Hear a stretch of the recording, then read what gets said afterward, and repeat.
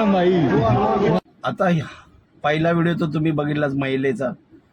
इथे सुद्धा ना काही लोकांना असं वाटतं की आपल्या हातामध्ये थार सारखी गाडी आहे, 4 व्हील ड्राईव्ह आहे म्हणल्यानंतर त्यांना असं वाटतं की कुठल्याही चढाईवर ही गाडी चढेल, नदीमध्ये जरी गाडी उतरवली तरी ही गाडी ग्रीप पकडेल.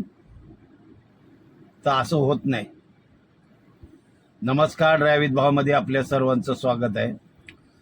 काय म्हणजे जी युवा पिढीमध्ये आहेत ना, ज्यांच्याकडे अशा गाड्या आहेत, थार सारख्या गाड्या आहेत, ज्या एसयूव्ही टाईपमध्ये 4 व्हील ड्राईव्ह आहेत, त्यांना असं वाटतं की आपण अशा गाड्या घेऊन कुठेतरी डोंगर चढाईवर जाऊ, अशा ठिकाणी जाऊ की खडतर जो रस्ता आहे, काहीतरी ऍडव्हेंचर करण्याचा प्रयत्न करतात नवीन.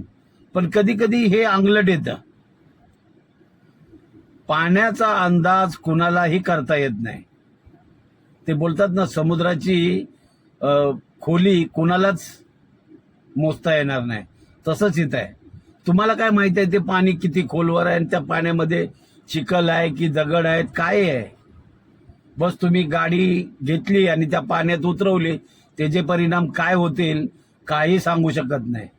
कित्येक ठिकाणी अशाही समुद्र ठिकाणी गेलेले पर्यटनासाठी आणि गाड्या अशा एसयूव्ही गाड्या पाण्यात घातलेल्या आहेत, समुद्रामध्ये किंवा नदीत, आणि अक्षरशः त्या रेतीमध्ये फसल्यात, गाळामध्ये फसल्यात, आणि नंतर मग तो बुरदंड, मग त्याला क्रेन मागवा, गाड्या ओढून काढा, गाडीची खराबी, म्हणजे नुकसानच नुकसान आहे.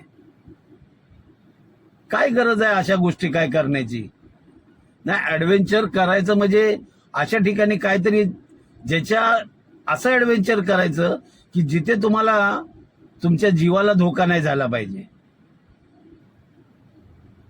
तर असं काम काहीतरी करा. तुम्हाला काय वाटतं ह्या व्हिडिओबद्दल नक्की कमेंटमध्ये सांगा.